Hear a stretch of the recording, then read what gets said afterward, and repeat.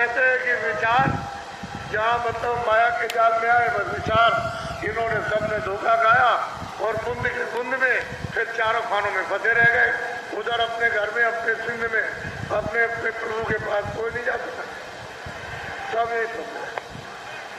तो आपको उत्तर मिल गया। मुझे तो सिर्फ इतनी ही बात आपको बतानी है कि मैं कोई अपनी तरफ से नहीं कह रहा, और भी महापुरुष समय समय पर आए उन्होंने भी, लेकिन ये किताबें उन्हीं के काम आएगी जो उधर आता जाता। जब तक आने चलने वाला नहीं मिलेगा तब तक इन किताबों का प्रमाण कोई नहीं दे सकता। जो उधर आएगा जाएगा और उधर देखेगा, जिसकी जीवात्मा जाग जाएगी, जो उधर उन पदों को जो प्राप्त करेगा उन लोगों को, वो तो इन किताबों का प्रमाण दे सकते हैं, बाकी कोई नहीं दे सकता कि उनके पास तो मतलब ये ज्ञान है, वो आध्यात्मिक ज्ञान है। तो ये तो झगड़े वाला ज्ञान है, तो झगड़े वाला इसमें क्या समझ में आएगा। ये तो कोई साधना तो आपने की नहीं, और वो साधना का आध्यात्मिक ज्ञान है, ये भौतिक बुद्धि का ज्ञान।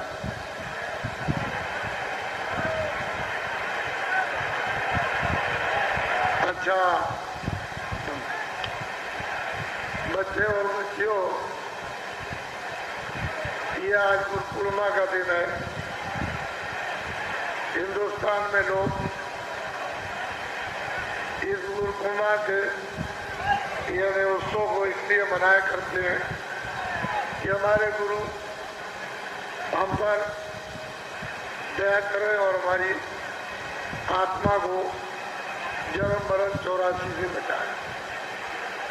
इसलिए लोग यानी पूजा करते हैं और उनसे आशीर्वाद चाहते हैं। ये बहुत दिनों से ये उत्सव गुरु पूर्णिमा का पूनम का चलता चला आ रहा। उस समय के लोग तो कुछ जगे हुए थे, तब उन्होंने ये रखा था, लेकिन अब आपने इसको मतलब ये है कि एक बाहरी त्योहार बना दिया। ये बाहरी त्योहार नहीं है, अंतर जीवात्मा के कल्याण का त्योहार था, और कल्याण का नहीं था। तो ये नीम सारण है 88,000। अब तो आप उसको भूल गए हो। चरितार्थ में भी वास्तव में कहने में भी आपके नहीं आता कि 88,000 ऋषि आए थे, इस तरह की मंत्रणा की थी। तो लोग इसको बहुत कम देश में जानते हैं। लेकिन इतना बड़ा समुदाय जो आपका इस समय पर आपने कभी भी यहाँ नहीं देखा, वो आपके समझ। मैं तो कुछ इसके बारे में कहना नहीं चाहता हूँ, लेकिन आपके सम की चर्चाएं आपस में हो रही है कि जब से द्वापर खत्म हुआ होगा, जब से यहाँ पर ऋषि आए होंगे, उसके बाद तो इस तरह का दृश्य कभी आया नहीं। मैं यही बात एक पवित्र स्थान की पवित्रता को सब लोगों को रखना ही चाहिए था। इस भूमि के लोगों को वो काम करना चाहिए था कि उच्च कोट मानवता, मनुष्यता का, सत्यता का, आदर का, सेवा का, सद्भाव का और आत्म कल्याण का। अगर ये आप पकड़े रहते तो कहीं न कहीं से महात्मा आ जाकर और जल्दी से तुम्हारी जीवात्मा को उठा लेते और ले जाके पहुंचाते, देने लगती। तो स्थान की कर्मा मतलब है कैसे आलोक हो जाती है। बिठा बुराई, छल से, कपट से, फरेब से, जीव हिंसा से, मनुष्य के धोखे से, झूठ छल से, ये उस स्थान की गर्मा आलोक हो जाती है। लेकिन ये सृष्टि है वो ऋषियों मुनियों की, प्राचीन संतों की अब की, तो इसमें कोई ना कोई तो आता रहे, कोई ना कोई आए। तो ये दृष्टांत के साथ कितने आदमी ट्रेनों में ये पूरा पूरा यहाँ आपने कहा। इसलिए मैं कोई संसारी आदमी नहीं, मैं पहले भी नहीं था। मैं ये कहा करता था कि मैं संसारी, उतनी तो बात आपको बता सकता हूँ जितने फंसे हुए हो, लेकिन मैं संसारी नहीं, मुझे संसार की कोई इच्छा भी नहीं। इतनी इच्छा है कि तुम जाग जाओ, ये जीवात्मा शुद्ध साफ होकर अपने घर की तरफ चल पड़े, इसका भला हो जाए। ये तो सेवा की इच्छा है, लेकिन और कोई इच्छा, और तो एक किराए का पक्का है। जो मेरे भागता है बना दिया, वो तो मुझे उतनी इसकी सेवा के लिए रोज मिलेगा, एक स्वाद लगे उसको मिल जाएगा। बाकी उसका त्याग है या वो चीज जो मिल रही उसको किसी और काम में लगा दे और किसी के काम में आ जाए तो अच्छी बात है। तो ये सिर्फ साथ देख रहे हैं। और हमने कल भी कह दिया, हम नीम सारण के निवासी, आसपास के आपके जो बड़े बड़े गांव हैं चारों, वहाँ के जितने भी हिंदू मुसलमान छोटे बड़े व्यापारी है, काश्तकार है और दफ्तर वाले, हमारी किसी से कोई शिकायत नहीं।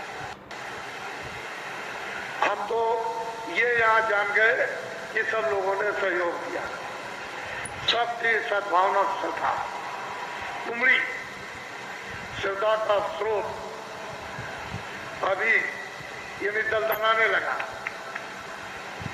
जमीन में दलदलाने लगा। श्रद्धा का स्रोत यानी जमीन जो कड़ी थी वो मुलायम हो गई। हृदय रूपी जमीन बहुत सख्त, बहुत कड़ी थी, वो अब बिल्कुल एकदम मुलायम हो गई। इसी में तो श्रद्धा का स्रोत बहने लगे। जैसे ही श्रद्धा बहेगी, अरे कितने लोगों का कल्याण हो जाएगा। आपने सबने सहयोग दिया, हम सबके पूरे पूरे आभारी हैं। और आपकी सब सहयोग की सेवा जो कुछ भी सबने की, कर्मचारी, अधिकारी, सेठ, साहूकार, काश्तकार, छोटे बड़े हिंदू मुसलमान, कोई भी हो, कोई वर्ग के मनुष्य इंसान, आपकी वो जो सद्भावना की श्रद्धा सेवा वो हमारे सिर खाते हमारे। हम आपके सबके लिए उस प्रभु से प्रार्थना करेंगे कि इनका आत्म कल्याण होना चाहिए, जीवात्मा मनुष्य शरीर में चले। इतना तो हो जाए कि कल रात को अगर मान लो समय पूरा हो जाए, शरीर छोड़े, हिंदू मुसलमान छोटे बड़े अमीर कभी, तो कम से कम इनकी जीवात्मा की उस समय पर हिफाजत, रक्षा, संभाल हो जाए, संभाल हो जाए। फिर आप थोड़ा सी नरकों में काम तो नरकों में जाने के किए, लेकिन नरकों में जा सको ऐसे संभाल हो जाए। तो अब थोड़ा तो कुछ ना कुछ हाथ में कुछ आपको पकड़ना ही पड़ेगा, क्योंकि बिना हाथ में पकड़े टिकट के जो आएगा पूछने कि भाई लाओ टिकट तुम्हारा किधर है, तो कम से कम टिकट तो दिखा दोगे कि ये टिकट है, आपको किसी ने दिया। तो टिकट को जब देखेगा कह लगे अच्छा, कुछ बोलेगा नहीं। तो मतलब ये पता नहीं उसके हाथ में त्रिशूल हो, तलवार हो, क्या चीज हो, किस तरह की हो, तो मतलब ये टिकट दिखाया वे कुछ नहीं बोलेगा। जब नहीं बोलेगा तो ये समझ लेना कि हमारी समाज, उसके लिए हम आपको अभी बता देते हैं। हमारा पूर्णिमा का ये 10 दिवसीय जो कार्यक्रम इसके साथ जुड़ा हुआ है, महामानव प्राच्य नीम सारण की। तो आप लोग बड़ी मतलब ये प्राच्य हमको क्षमा कर दीजिए, माफ कर दीजिए, हम अब गलती नहीं करेंगे और अब हम अच्छे काम करेंगे और हम भजन करेंगे। वो आपको भजन का रास्ता हम बता रहे हैं, हम इनकार कब करते हैं, हम आपको भजन करा देंगे आप भजन, और जल्दी से छुटकारा हो जाए। तो दोनों तरफ से, इधर आपने भी प्रार्थना की, इधर मैंने भी प्रार्थना की, दरवाजे पर उसने उधर से सुना भी कि इधर से ये भी प्रार्थना और आप भी प्रार्थना अपनी माफी की कर रहे हो, तो दया तो संभावी जुड़ जाएगी।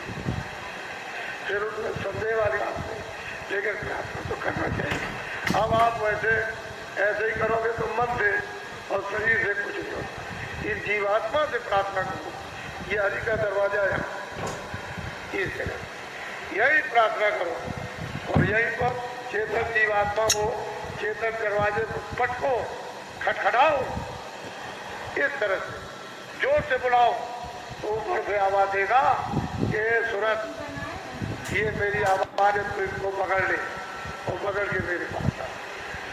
वो जरूर बोलेगा। जब तुम खटखटाओगे तो आवाज देगा मैं इधर हूं। जब वो आवाज दे तो उसको पकड़ लो। वो तुमको बुलाएगा अपने पास पहुंचने के लिए। मेरी आवाज को पकड़े आओ, चलिए आओ पकड़ के। और जहां मैं बैठा हूं उसी आपको पकड़े आओ। मुझ में से जो आवाज निकल रही तो मेरे पास आ जाओगे, मेरा दस्ता हो जाए। सीधा सीधा तो मोटी बात। वैसे आज भी लोग आ रहे हैं, लिख करके भेजा है कि स्पेशल गाड़ी दिन में 12:15 बजे ऐसा कुछ काम, तो आप जानकारी प्राप्त, चलो 12 बजे सही। अब वो तो कागज हमको मिल जाएगा, तो 12 बजे से तो आपको यहाँ से जाएगी। वो इतना नगर स्टेशन बस कार ये वो लगाए हुए दिल्ली नहीं खींचेगा। इसको इस समूह को देखो कि कितना ये मैदान में है और कितना खेतों में भरा हुआ है। ये आप इसकी गिनती नहीं कर सकते। चाहे आप 1000 आदमी लगा दो और चाहे 10,000 लगा दो, बच्चा इसकी गिनती नहीं हो सकती है।